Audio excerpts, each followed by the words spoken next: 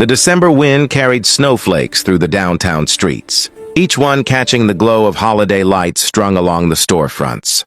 Daniel Morrison walked with his 3 daughters pressed close against him, their mittened hands tucked into his coat pockets for warmth.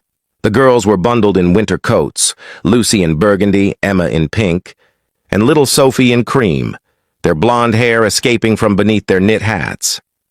Daniel was 42 years old, with dark hair that showed just a touch of gray at the temples and the kind of steady presence that came from carrying responsibility alone. He'd been a single father for 3 years now, since his wife Rachel had passed suddenly from an aneurysm. Some days still felt impossible, but he'd learned to take life one moment at a time, finding joy in his daughter's laughter and strength in their need for him. Lucy was 9, thoughtful and protective of her younger sisters. Emma was 7, with endless energy and curiosity. Sophie, at 5, was still learning to navigate the world with the innocent wonder that made even grocery shopping an adventure. Together, they'd built a life from the pieces left behind. Not perfect, but filled with love. They'd come downtown to look at the holiday window displays, a tradition Rachel had started when Lucy was just a baby. Daniel had kept it going, understanding that some rituals were too important to let fade. The girls pressed their faces against the glass of each decorated window, pointing out details and telling each other stories about the scenes displayed inside. "Daddy, look at that one!" Sophie called, tugging his hand toward the bookstore window, where a miniature Victorian village was lit up with tiny lights. As they moved along the sidewalk, Daniel noticed other families doing the same thing, parents with children, grandparents with grandchildren, all bundled against the cold, all seeking the magic that seemed more present this time of year. The street was busy but not crowded, filled with the kind of gentle activity that made a city feel like a community. They were approaching Harrigan's department store, known for its elaborate window displays, when Daniel saw her. A woman sat in a wheelchair just outside the store's entrance. She wore a deep red coat that looked expensive but well-worn, and her blonde hair fell in soft waves around her shoulders. She was probably in her late 30s, Daniel guessed, with delicate features and an air of quiet dignity despite her circumstances. What caught his attention, though, was her hands. She was moving them in deliberate patterns, signing to the passers-by. Her expression was hopeful but tired, as though she'd been there for some time without success. Daniel had taken a sign language class years ago. Back in college, though, he'd forgotten most of it. But he recognized the basic gestures. She was asking for help. Most people walked past without acknowledging her. A few glanced over but quickly looked away, uncomfortable or uncertain. Daniel understood that impulse the modern world had made. People wary of street encounters, unsure of what was real need and what was something else. But there was something about this woman that made him pause. Perhaps it was the quality of her coat, which suggested this situation was recent rather than chronic. Perhaps it was the way she held herself, with a kind of dignity that spoke of pride being overcome by necessity. Or perhaps it was simply that he'd learned, through his own grief and struggle, that life could reduce any of us to unexpected circumstances. He slowed his pace, and his daughters, sensing the change, looked up at him questioningly. The woman's hands moved again, and Daniel caught fragments of meaning. "Please," she signed, "help." Lucy had noticed her too. "Daddy, what's that lady doing with her hands?" "She's using sign language, sweetheart. It's how people who can't hear or speak communicate." Emma moved closer to her father's side. "Why can't she hear?" "Some people are born that way, honey. Some people become that way from illness or injury. But it doesn't make them less than anyone else. They just experience the world differently." The woman had seen them watching. Her hands moved again, more deliberately this time, and she made eye contact with Daniel. There was something in her expression, not desperation exactly, but a kind of quiet plea that spoke of circumstances beyond her control. Daniel felt his daughter's eyes on him, knew they were watching to see what he would do. This was one of those moments, he realized, where children learn by example rather than explanation. What he did next would teach them more about compassion and human dignity than any lecture ever could. He approached slowly so as not to startle her, and knelt down to be at her eye level. His daughters gathered behind him, curious and a little uncertain. The woman's expression shifted to surprise, then cautious hope.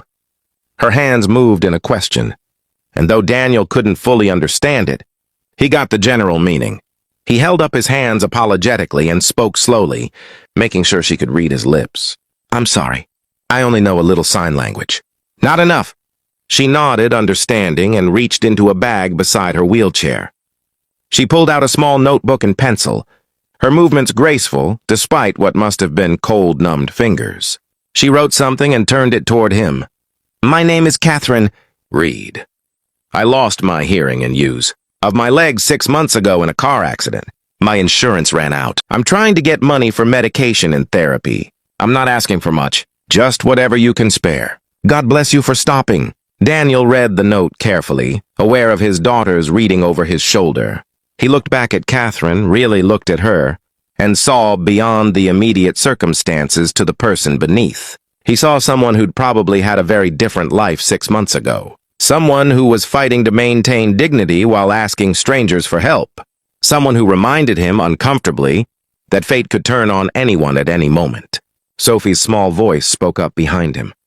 "Daddy, she's sad. Can we help her?" Daniel reached for his wallet, but even as he did, he knew that money alone wasn't really what was needed here. Money might help for a day, maybe a week, but it wouldn't address the real problem. This woman needed more than a handout. She needed someone to see her as a person, not a problem. An idea formed in his mind.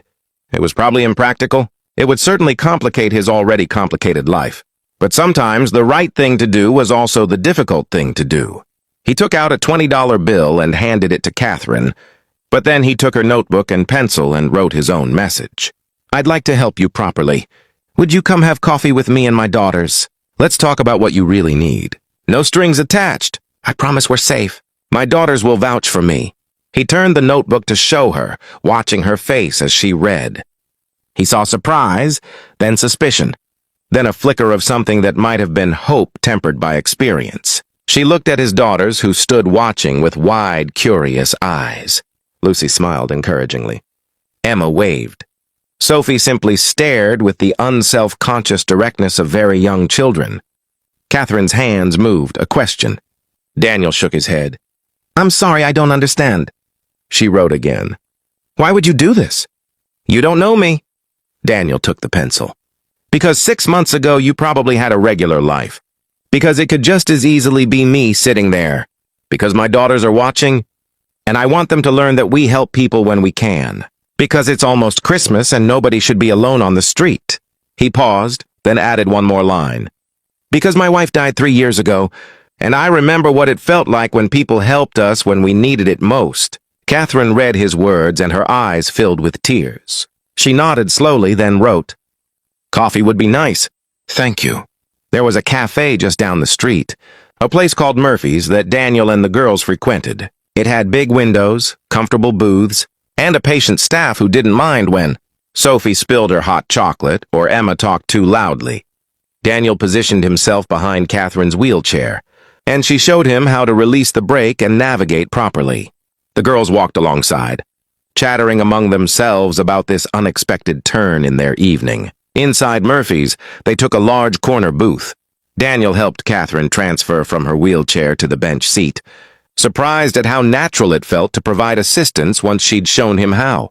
The girls slid in on the opposite side, arranging themselves with Lucy in the middle, naturally taking on her role as the responsible older sister. The waitress Linda, who'd served them many times before, approached with menus and her usual friendly smile. If she was surprised by their unusual party, she didn't show it. Years of waitressing had probably taught her not to make assumptions about people.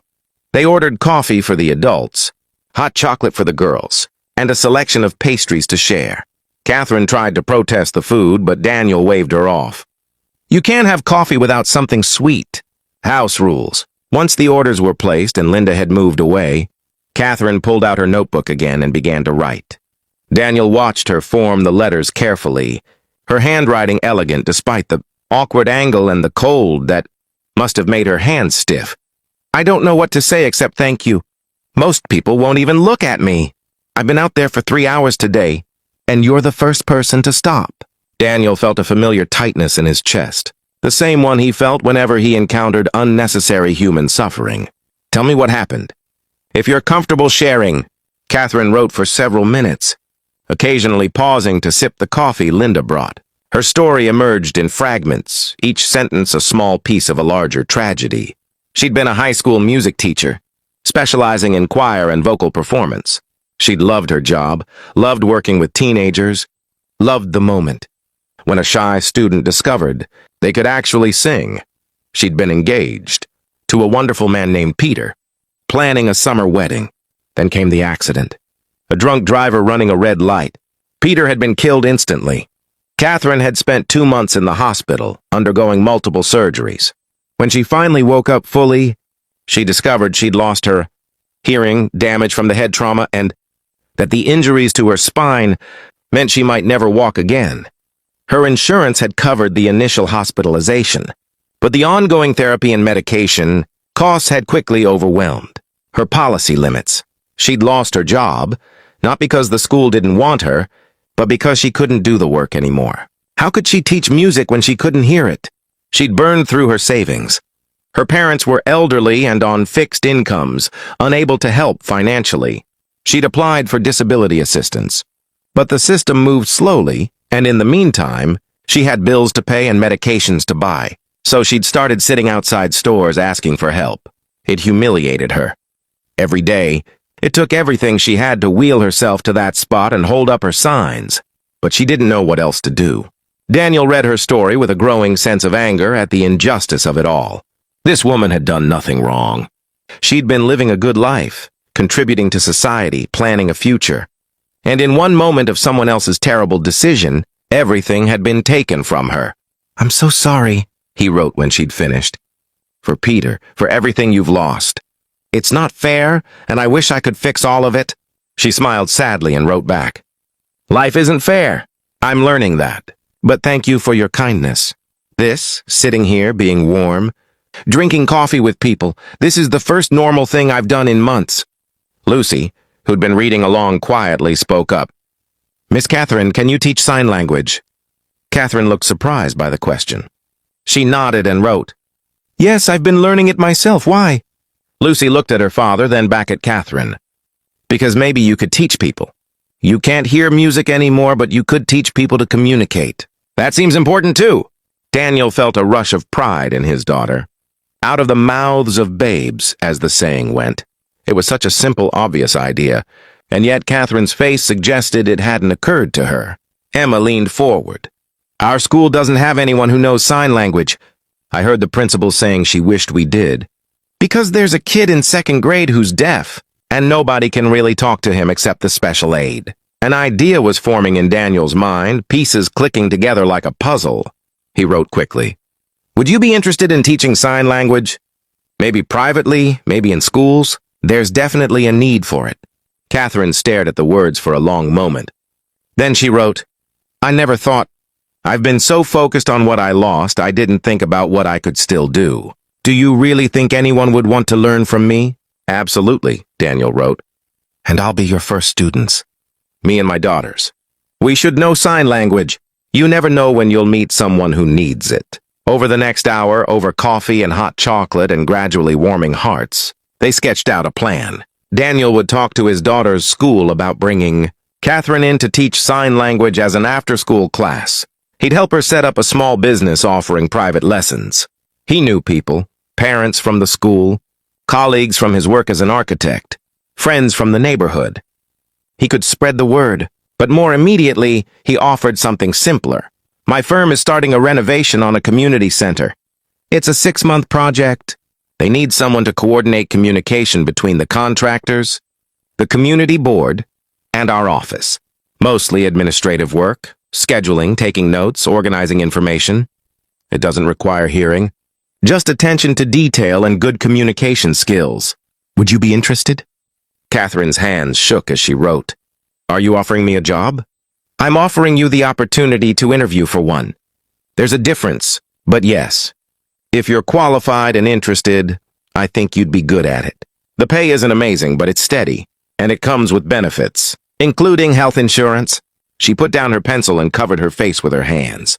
Her shoulders shook, and Daniel realized she was crying. His daughters looked alarmed, but he gestured for them to stay seated, and simply reached across the table to put a gentle hand on Catherine's arm. After a moment, she lowered her hands and wrote through tears. "I don't understand why you're doing this. You don't know me. I could be anyone." Daniel took the pencil one more time. "You're not anyone.